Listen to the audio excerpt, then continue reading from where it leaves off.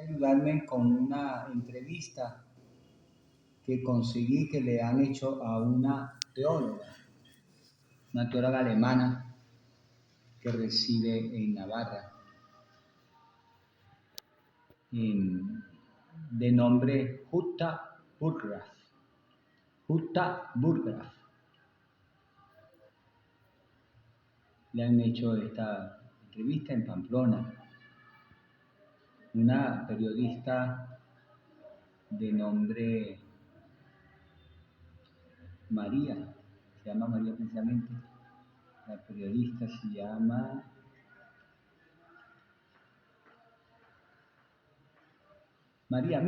Miriam Diez.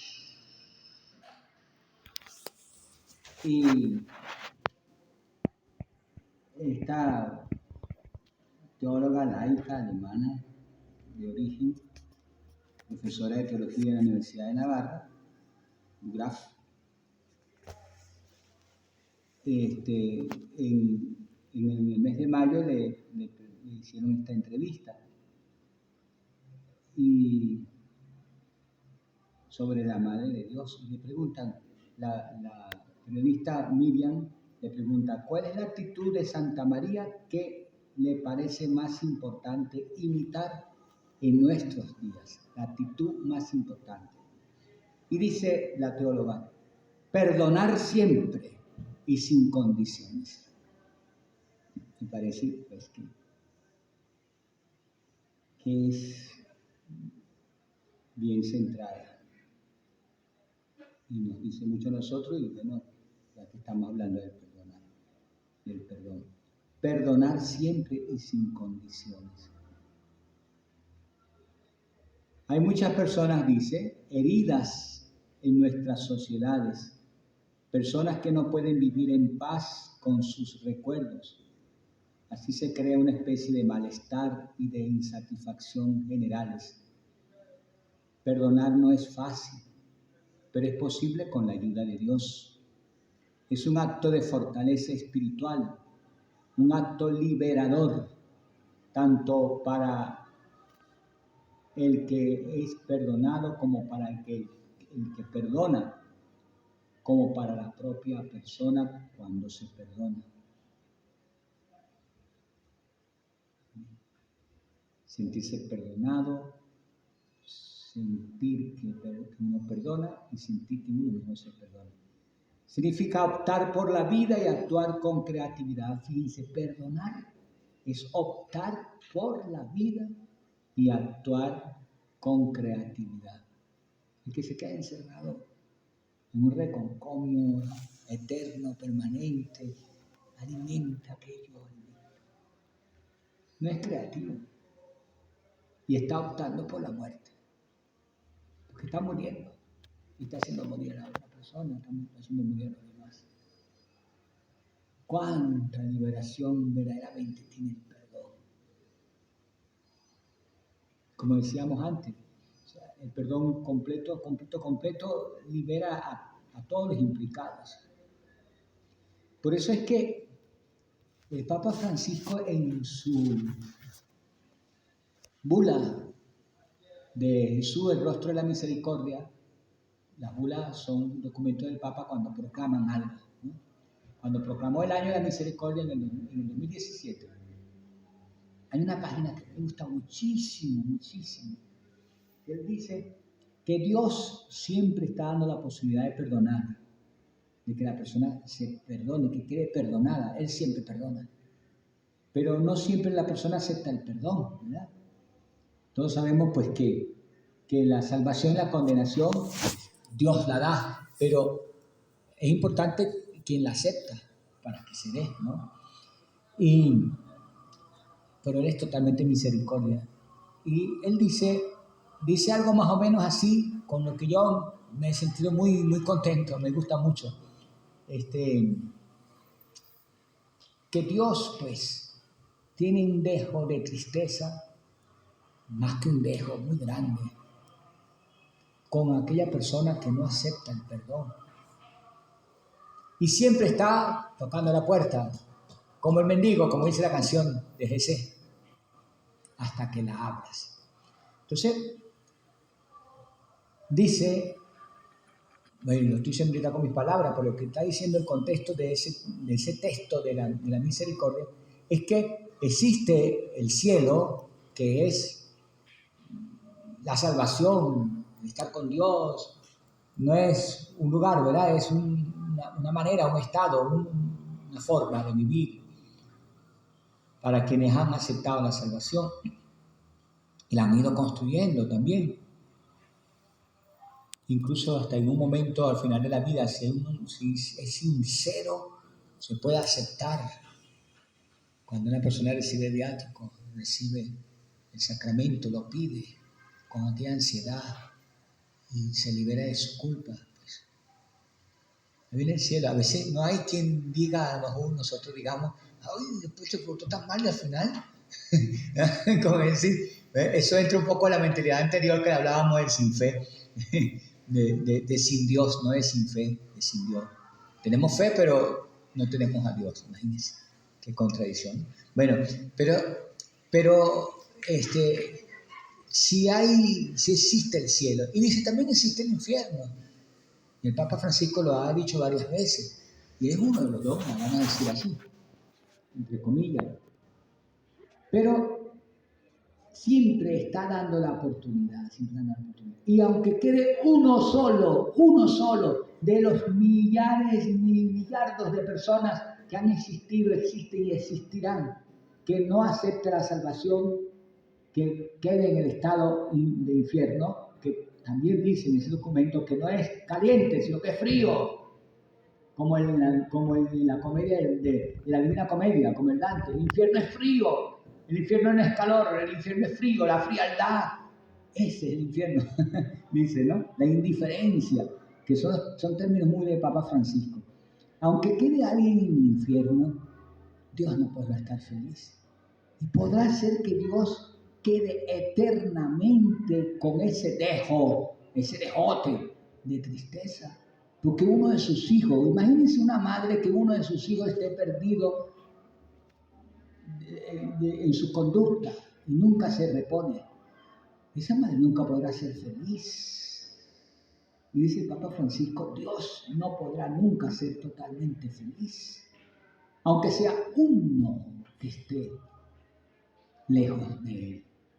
Siempre está dando oportunidad, siempre. Y va a llegar un momento en que, aunque ese uno va a aceptar la salvación, purgatorio podrá ser, vamos a decirlo en categorías nuestras, añales, pero va a haber un momento en que va a aceptarla. Entonces el infierno quedará vacío. No es que no exista, existe como posibilidad real, pero es que todos se salvarán. ¿No dice la palabra de Dios?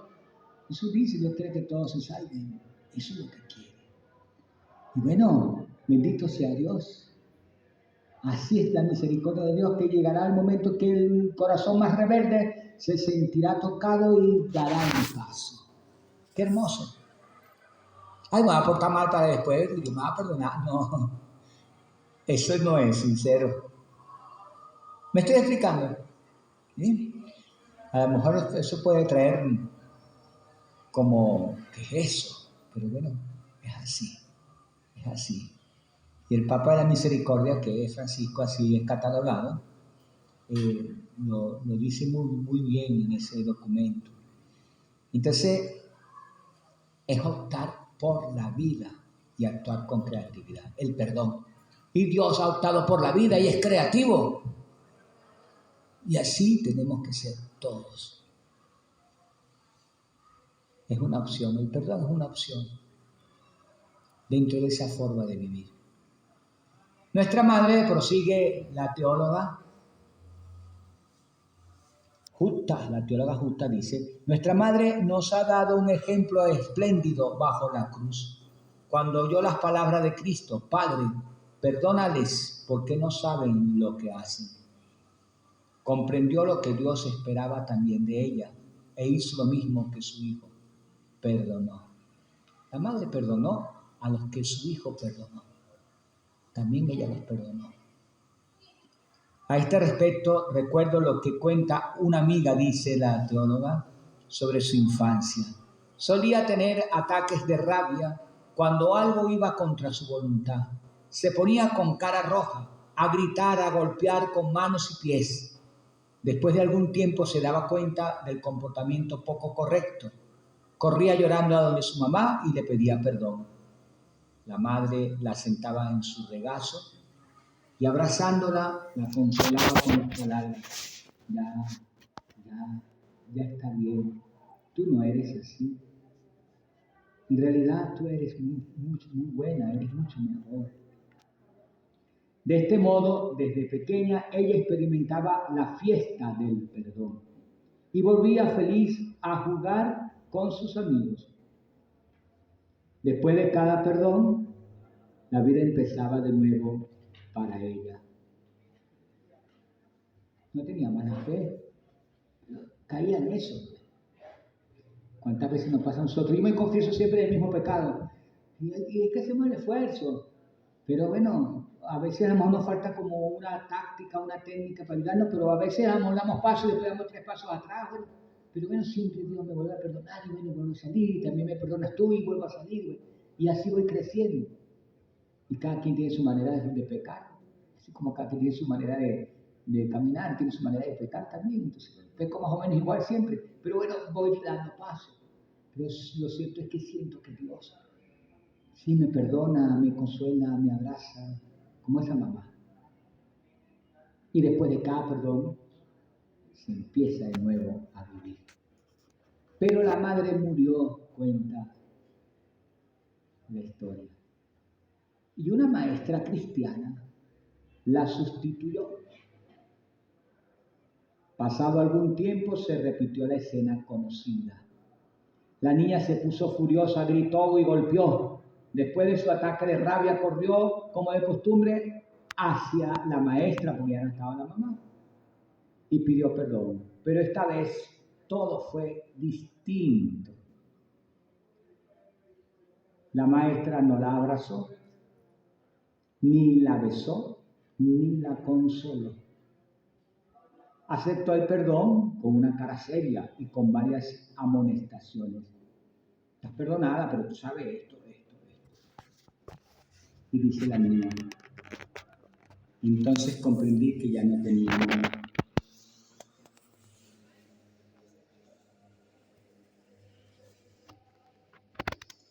La Virgen nos enseña a perdonar de todo corazón, incondicionalmente como una madre, no como una maestra.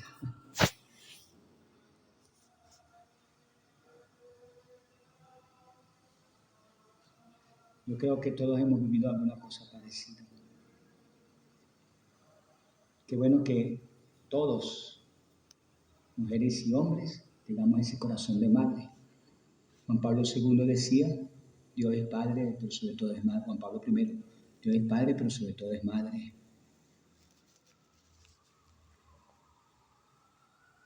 Hay que perdonar así de todo corazón. Porque tiene que ser con amor de verdad. No es que sí, te perdono, ¿verdad? Eso está, okay, pero mira, No. Es un amor condicionado. En cambio, el amor es incondicionado. Hay que aprender de todas esas cosas. Pero a lo mejor esa no es, ni es el momento, ni es la forma. Creemos a lo mejor que educando, estamos educando así, y no estamos educando así. Educa más la actitud de forma que el valor solo. Claro que tiene que estar el valor, pero tiene que estar acompañado con esa actitud de forma.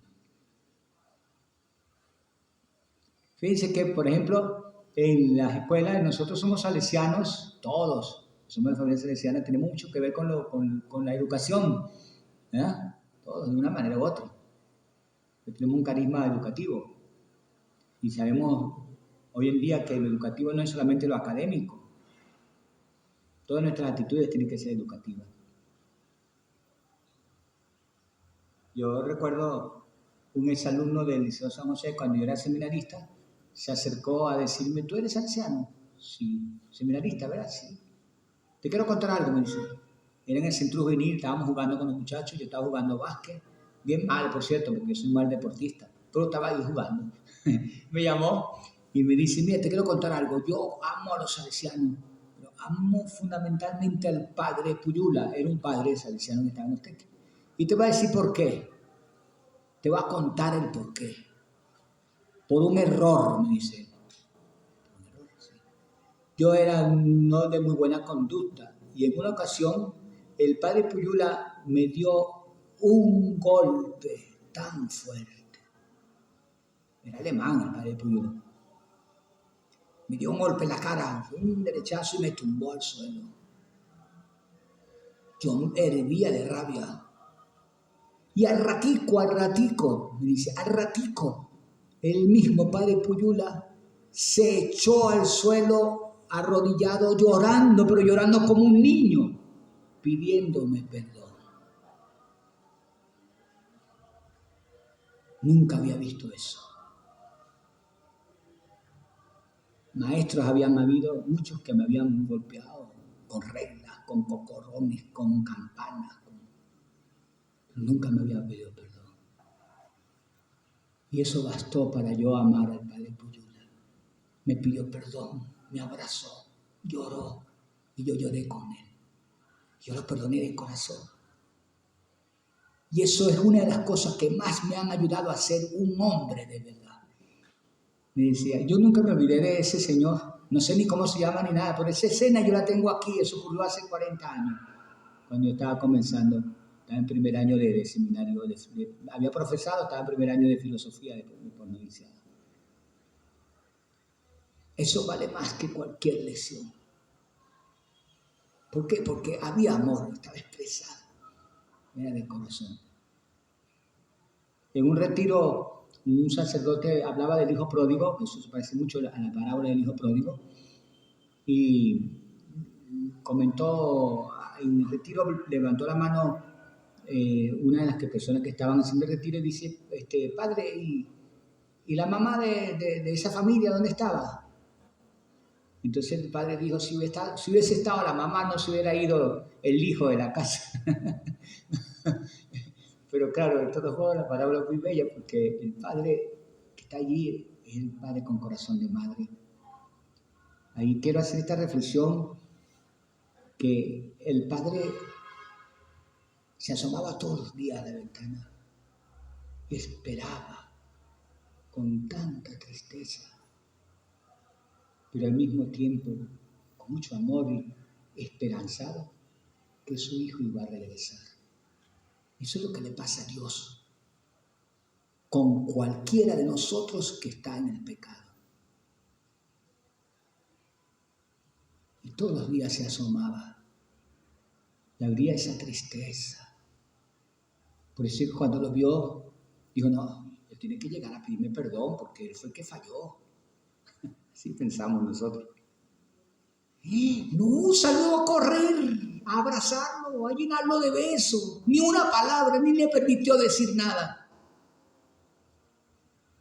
Y seguramente que el hijo venía con aquello preparado, no porque estuviera arrepentido. Quizás no era porque estuviera arrepentido, sino porque estaba pasando hambre. Y en mi casa mi papá me va a dar todo. Ya venía, he pecado contra Dios y contra el cielo porque mi papá me va a dar todo. Pero cuando siente el abrazo, el amor, los besos del Padre, allí es donde él realmente se arrepiente. Y yo me imagino esa escena. Ahorita me la imagino como padre, pero toda la vida me la imaginé como hijo. Creo que imagino las dos cosas. No la podemos imaginar de cualquier forma. Pero el amor del Padre ahí es tan contundente que transforma el corazón del hijo. Después vamos a escuchar una canción también al respecto.